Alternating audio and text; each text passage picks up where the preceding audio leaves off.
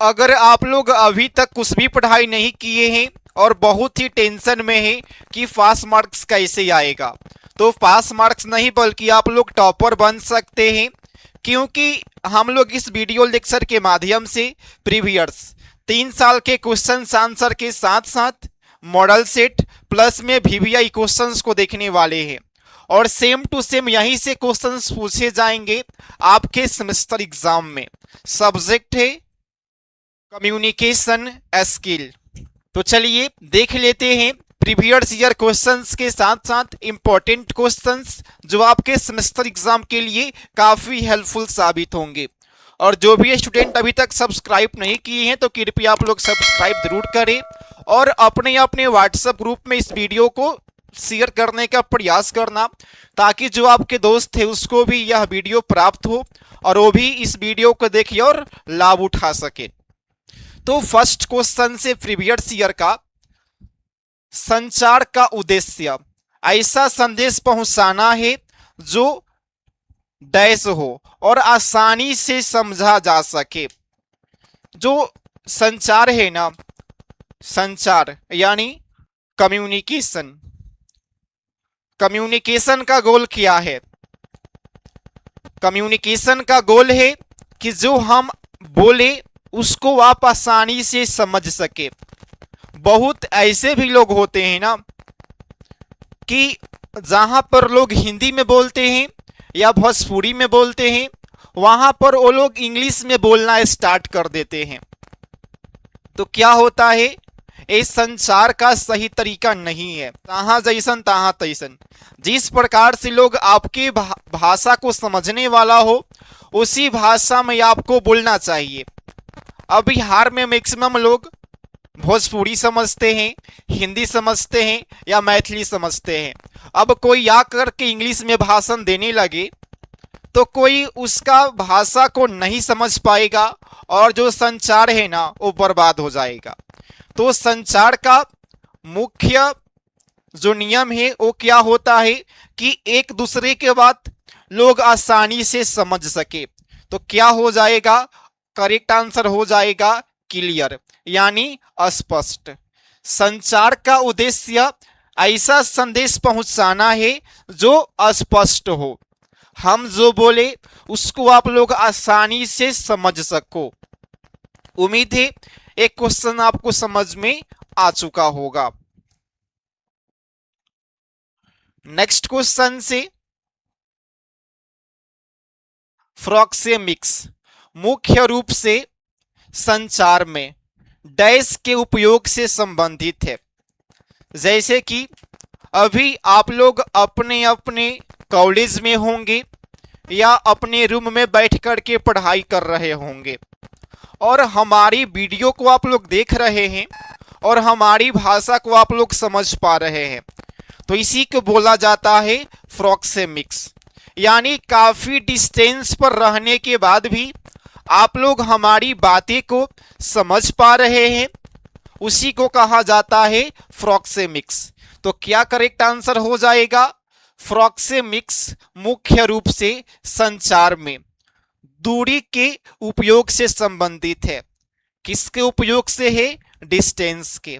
Correct answer क्या हो जाएगा, ऑप्शन सी हो जाएगा। के लिए सबसे पहले आप सभी को एप्लीकेशन को करना होगा डाउनलोड। उसके बाद आपको आना होगा पॉलिटेक्निक सेमेस्टर क्लास वाला फोल्डर के पास। जैसे आप लोग यहाँ पर आते हो फिर आपको आना होगा एसबीटी बिहार के पास। जैसे आप लोग यहाँ पर क्लिक करते हैं आपका जो भी ब्रांच होगा वो आपके स्क्रीन पर आ जाएगा। नेक्स्ट क्वेश्चन से, परफेक्ट शब्द के साथ प्रयुक्त होने वाले उपयुक्त उपसर्ग है। The suitable prefix to be used with the root word perfect is. तो इसका करेक्ट आंसर हो जाएगा इम। जब आप लोग परफेक्ट में उपसर्ग को ऐड करते हैं तो क्या बन जाएगा, ए बन जाएगा इम्परफेक्ट। क्या बन जाएगा, इम्परफेक्ट बन जाएगा। करेक्ट आंसर क्या हो जाएगा, ऑप्शन सी। उम्मीद है एक क्वेश्चन आपको समझ में आ चुका होगा। नेक्स्ट क्वेश्चन से, नॉन वर्बल संचार। जो नॉन वर्बल होता है ना, उसमें क्या क्या शामिल होता है, तो आप सभी को बता दें, जो नॉन वर्बल होता है ना, ए फेशियल एक्सप्रेशन होता है। फेशियल एक्सप्रेशन, कुछ ऐसे भी स्टूडेंट होते हैं या समाज में कुछ ऐसे भी व्यक्ति होते हैं जो बिना कुछ बोले अपनी भावना को व्यक्त करने का प्रयास करते हैं। जैसे कि कोई आराम से चुपचाप है और स्माइल दे रहा है, यानी वह खुशी है। कोई आराम से एकदम साइलेंट है, लेकिन उसकी आंख से आंसू निकल रहा है, यानी वह सैड है। कोई बिल्कुल शांत दिखेगा, लेकिन अंदर से वो क्या होगा, क्रोध में होगा। तो जो नॉन वर्बल है, इसमें आता है फेशियल एक्सप्रेशन। क्या आता है? फेशियल एक्सप्रेशन होता है। आमतौर पर एग्जाम के समय देखा जाता है कि मैक्सिमम स्टूडेंट्स एक दूसरे से बातचीत नहीं करते हैं और सिर्फ अपनी भावना को व्यक्त करते हैं बिना किसी से कुछ बोले। बस कोई पढ़ रहा है, बस देख करके ऐसे मतलब देखेंगे, ऐसा लग रहा है कि उसको पढ़ते हुए वो लोग फर्स्ट टाइम देख रहे हैं। तो जो नॉन वर्बल है ना, इसमें आता है फेशियल एक्सप्रेशन, यानी बिना कुछ बोले अपनी भावनाओं को क्या करना, व्यक्त करना। उम्मीद है क्वेश्चंस भी आपको समझ में आ चुका होगा। और जो भी स्टूडेंट अभी तक कोर्स में इनरोल नहीं हुए हैं, तो आप लोग कोर्स में इनरोल हो जाना। वहां पर प्रीवियस 3 साल के क्वेश्चन हिंदी प्लस इंग्लिश दोनों माध्यम में क्लास, मॉडल सेट क्वेश्चंस और ऑब्जेक्टिव क्वेश्चन से, और सेम टू सेम वहीं से क्वेश्चंस पूछे जाएंगे आपके सेमेस्टर एग्जाम में। जो मॉडल सेट क्वेश्चन से ना 100% 70 में 70 मार्क्स का क्वेश्चन वहीं से पूछेगा। तो आप लोग एप्लीकेशन को डाउनलोड कीजिए और वहां पर जो भी क्वेश्चन है उसको पढ़ लीजिए। नेक्स्ट क्वेश्चन से, feedback is the dash of receiver, यानी प्रतिपुष्टि प्राप्तकर्ता की डैश होती है। तो जो फीडबैक होता है ना, ये रिसीवर का क्या होता है, रिस्पॉन्स होता है। तो करेक्ट आंसर क्या हो जाएगा? Feedback is the response of receiver. हम जो बात बोले वो आपको समझ में आया कि नहीं आया, आप लोग जवाब देने के माध्यम से हमको बताएंगे, तो वही होता है रिस्पॉन्स। क्या होता है? प्रतिक्रिया, यानी feedback is the response of receiver. Correct answer option D हो जाएगा। नेक्स्ट क्वेश्चन से, संचार में मौखिक और लिखित संचार शामिल होते हैं। तो कौन सा संचार है जिसमें मौखिक भी शामिल होता है और लिखित भी शामिल होता है? तो होता है वर्बल। क्या होता है? वर्बल होता है। करेक्ट आंसर क्या हो जाएगा? Option A. क्या हो जाएगा? ऑप्शन ए हो जाएगा। नेक्स्ट क्वेश्चन से, यानी सही क्रिया रूप चुनिए। रोगी डॉक्टर के डैश आने से पहले मर चुका था।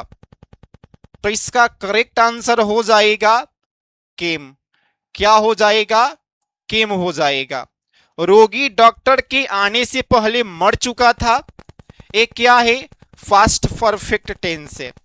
तो करेक्ट आंसर क्या हो जाएगा? केम हो जाएगा। नेक्स्ट क्वेश्चन से, दिए गए विकल्पों में तत्सम शब्द होता है ना, उसको देखना है कि दिए गए विकल्प में जो तत्सम शब्द है वो कौन सा है। तो करेक्ट आंसर हो जाएगा जल। जो जल है ना, ये संस्कृत से लिया गया है। कहां से लिया गया है? संस्कृत से लिया गया है, और यह शुद्ध प्योर तत्सम शब्द है। करेक्ट आंसर क्या हो जाएगा? Option C. नेक्स्ट है, न रहो न निराश करो मन को, के कवि कौन है? नर हो न निराश करो मन के, जो कविता है पोएट है उसके लेखक है मैथिली शरण गुप्त। कौन है? मैथिली शरण गुप्त इसके लेखक है। नेक्स्ट है feedback is given by whom. प्रतिपुष्टि किसके द्वारा की जाती है? तो जो फीडबैक होता है ना, किसके द्वारा दिया जाता है? तो ये दिया जाता है, आप सभी को बता दे किसके द्वारा दिया जाता है। कहाँ गया? रिसीवर। रिसीवर के द्वारा प्रतिपुष्टि की जाती है। प्रतिपुष्टि किसके द्वारा की जाती है? तो प्राप्तकर्ता के द्वारा। करेक्ट आंसर क्या हो जाएगा? ऑप्शन डी हो जाएगा। और इसके बाद का जो भी क्वेश्चन से प्लस में मॉडल सेट क्वेश्चन है, वीवीआई क्वेश्चन से, पीवाईक्यू क्वेश्चन से, पूरा सिलेबस के अनुसार हिंदी प्लस इंग्लिश दोनों माध्यम में ऑब्जेक्टिव क्वेश्चंस, वीवीआई क्वेश्चंस, उसका आंसर लेने के लिए आप लोग अभी ही डाउनलोड करें प्ले स्टोर से डिप्लोमा क्लासेस एप्लीकेशन। या लिंक इस वीडियो के कमेंट बॉक्स में मिल जाएगा। सेम टू सेम वहीं से क्वेश्चंस पूछे जाएंगे और आप लोग अभी से पढ़ने के बाद पास नहीं टॉपर बन सकते हैं अपने सेमेस्टर एग्जाम में।